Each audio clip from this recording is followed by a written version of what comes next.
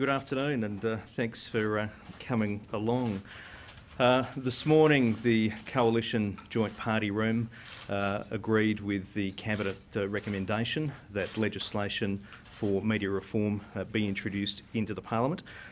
This package will represent the most significant media reform in Australia in a generation.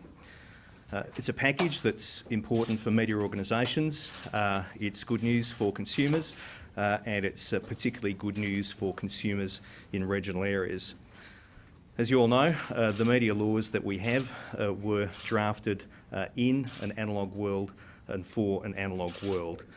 Technology is affording consumers new options as to how they consume their media, and existing laws no longer represent the world that we live in, and bit by bit, technology and consumer choice are rendering those laws increasingly redundant.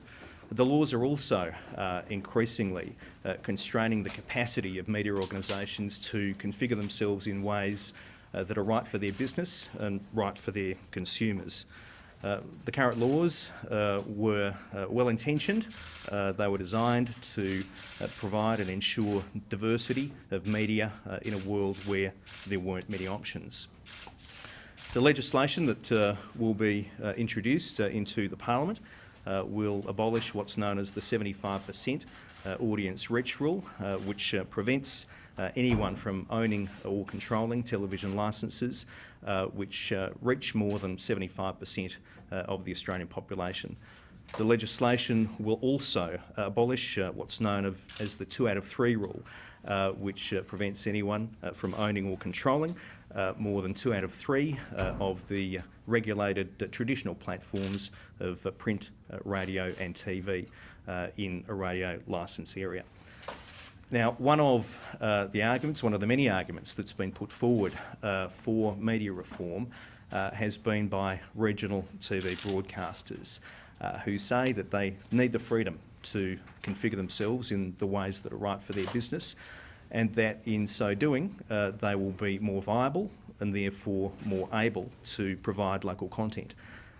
Now, whenever you're talking about changes to media law, people who live in regional areas have a genuine and legitimate interest in local content and its protection.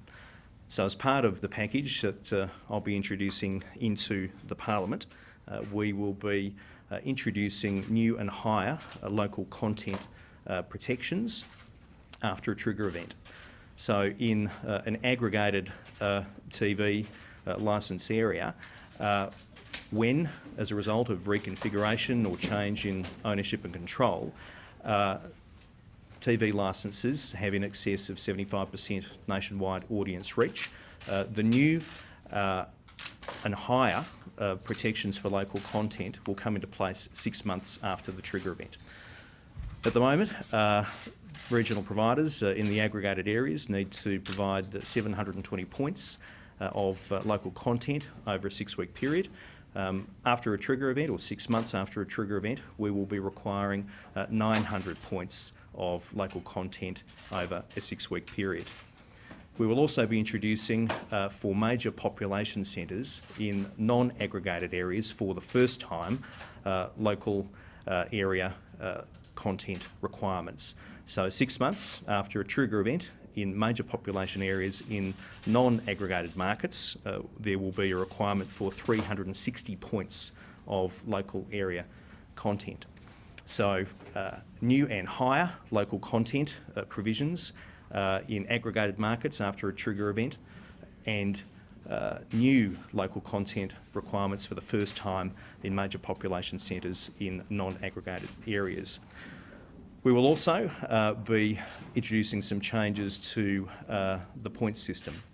At the moment, in these areas, you get 1 point for each minute of local content in a licence area.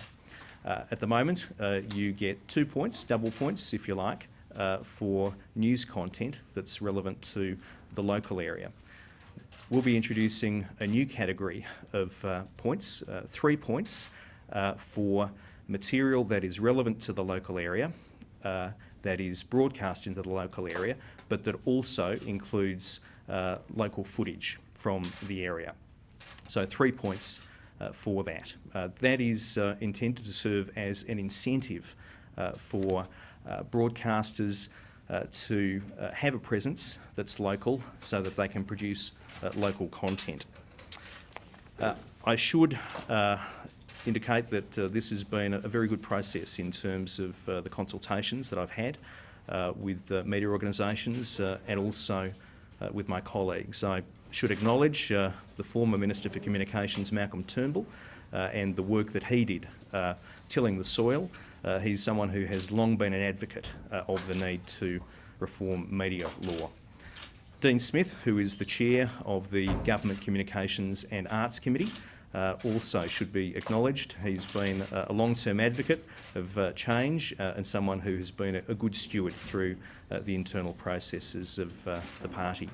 And also Fiona Nash, my portfolio colleague, who, as Minister for Regional Communications, has also had important and significant input into this process. In summary, this is good news for the media industry. It's good news for consumers, and it's particularly good news for regional consumers.